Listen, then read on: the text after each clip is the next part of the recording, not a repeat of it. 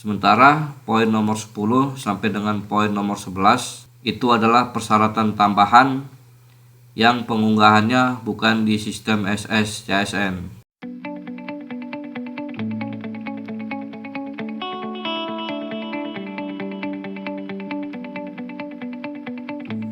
Assalamualaikum warahmatullahi wabarakatuh. Halo Bapak Ibu semua, bertemu lagi bersama saya di Wijas Channel.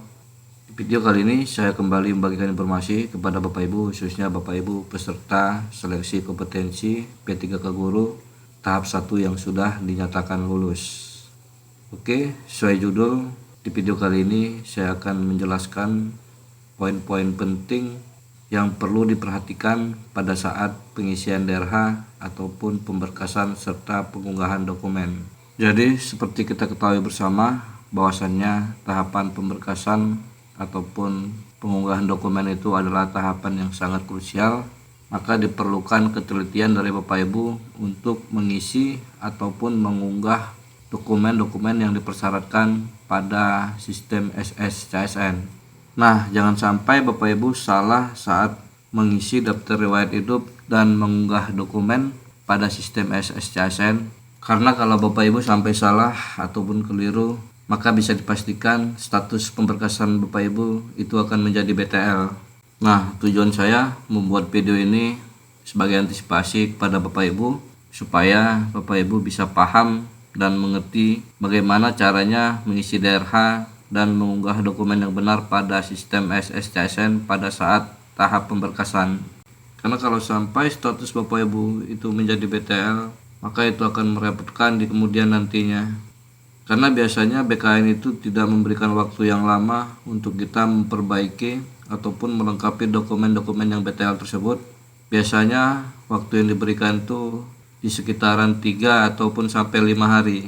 Dan apabila Bapak Ibu di waktu yang sudah ditentukan tidak bisa melengkapi ataupun memperbaiki kekeliruan ataupun kesalahan dokumen, maka Bapak Ibu dianggap mengundurkan diri dan statusnya dinyatakan gugur. Oke, pertama-tama saya akan menjelaskan tentang surat lamaran, karena banyak peserta di luar sana yang bertanya apakah surat lamaran itu menggunakan surat lamaran yang lama atau harus memakai ataupun membuat kembali surat lamaran yang baru. Jadi Bapak Ibu, karena poin ini penting sekali, maka simak terus videonya. Nah, di sini sudah ada contoh surat lamaran yang lama. Coba kita perhatikan di bagian perihal surat lamaran. Kemudian di sini dengan ini menyampaikan surat lamaran agar dapat mengikuti seleksi penerimaan pegawai pemerintah perjanjian P3K Guru di lingkungan pemerintah kabupaten. Nah, kalimat ini sudah tidak relevan lagi karena kita ketahui bersama bahwasannya Bapak Ibu itu sudah selesai mengikuti seleksi penerimaan pegawai pemerintah perjanjian kerja. Jadi nanti kata-katanya bisa disesuaikan kembali. Kemudian untuk contoh kata-katanya yang benar, silahkan terus simak video ini. Nah, kemudian ini terkait dengan berkas persyaratan yang telah diunggah. Dimana untuk yang poin 2, jadi Bapak Ibu ini hanya sebagai contoh aja. Di sini di poin 2 itu masih ada file asli. Mohon maaf, maksud saya di poin 3. Di mana di sini masih ada unggahan file scan asli kartu tanda penduduk ataupun KTP elektronik.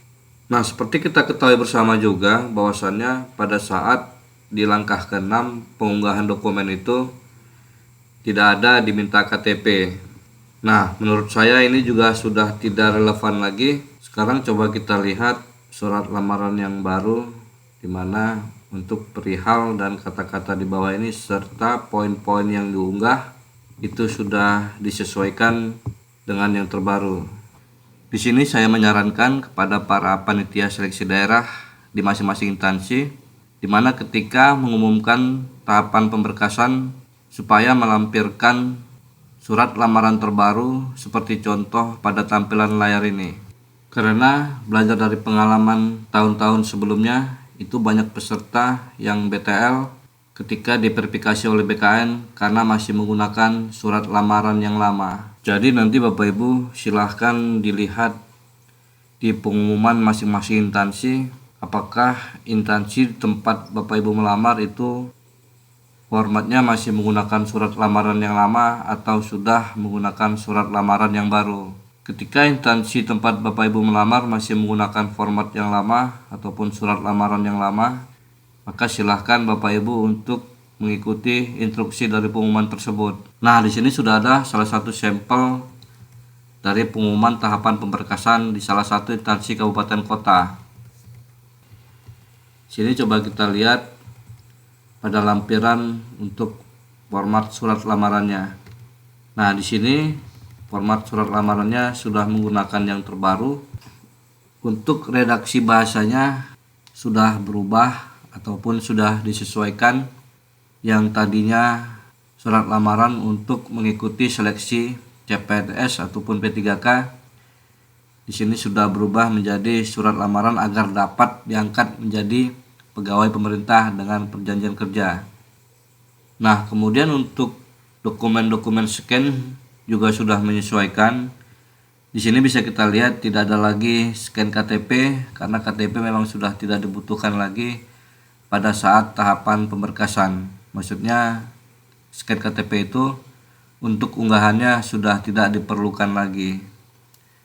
Nah, di sini ada 11 poin ataupun 11 dokumen yang harus di-scan dan diunggah. Bisa kita lihat dari poin nomor 1 sampai dengan poin nomor 9. Ini adalah dokumen-dokumen persyaratan ataupun scan-scan dokumen persyaratan yang harus diunggah pada sistem SS CSN. Sementara poin nomor 10 sampai dengan poin nomor 11 itu adalah persyaratan tambahan yang pengunggahannya bukan di sistem SS CSN. Poin nomor 10 dan nomor 11 ini untuk pengunggahannya itu ada media pengunggahan tersendiri. Jadi intinya sesuai dengan contoh dari format surat lamaran ini, untuk unggahan scan dari nomor 1 sampai dengan nomor 9 itu diunggah di sistem SS CSN. Sementara persyaratan tambahan dari poin 10 sampai dengan poin 11 itu pengunggahannya ada media tersendiri. Kemudian untuk penamaan dari file yang sudah Bapak Ibu scan itu juga harus sesuai dengan dari pengumuman instansi. Contohnya jenis dokumen pas foto terbaru latar belakang merah, di mana nama file hasil pindaian ataupun hasil scan-nya itu adalah foto P3K garis nomor peserta. Begitu juga untuk jenis-jenis dokumen yang lain, nanti Bapak Ibu silahkan disesuaikan dengan pengumuman dari masing-masing instansi. Karena bisa saja untuk penamaan file dari hasil unggahan ini ataupun hasil scan itu bisa berbeda-beda di tiap-tiap instansi. Jadi tujuan untuk penamaan file ini adalah untuk memudahkan panitia pemberkasan mencocokkan antara file yang diunggah itu apakah sudah sesuai dengan kolom yang telah disediakan. Saya rasa penjelasan tentang surat lamaran dan penamaan jenis-jenis dokumen hasil scan itu sudah cukup jelas. Maka sekarang saya lanjut untuk menjelaskan surat keterangan sehat jasmani dan surat keterangan sehat rohani. Di mana keterangannya di sini dibuat bahwasannya kedua suket digabung menjadi satu file PDF, scan berwarna bukan scan hitam putih. Nah, maksud dari kedua suket digabung menjadi satu file PDF adalah jadi nanti Bapak Ibu membuat dua surat keterangan, yang satu isinya surat keterangan sehat jasmani dan yang kedua surat keterangan sehat rohani. Jadi untuk surat keterangan sehat jasmani ini diperiksa dan ditandatangani oleh dokter umum. Sementara surat keterangan sehat rohani ini diperiksa dan ditandatangani oleh dokter spesialis kejiwaan atau SPKJ. Nah, kemudian kedua surat keterangan tersebut di-scan dan digabung menjadi satu file PDF. Kemudian diunggah pada kolom surat keterangan sehat jasmani dan rohani di sistem SS CSN. Terima kasih saya ucapkan kepada Bapak Ibu yang telah subscribe channel ini. Subscribe dari Bapak Ibu adalah motivasi bagi saya untuk terus membagikan informasi-informasi penting seputar pelaksanaan seleksi P3K guru, P3K non guru maupun seleksi CPNS. Saya akhiri, wassalamualaikum warahmatullahi wabarakatuh.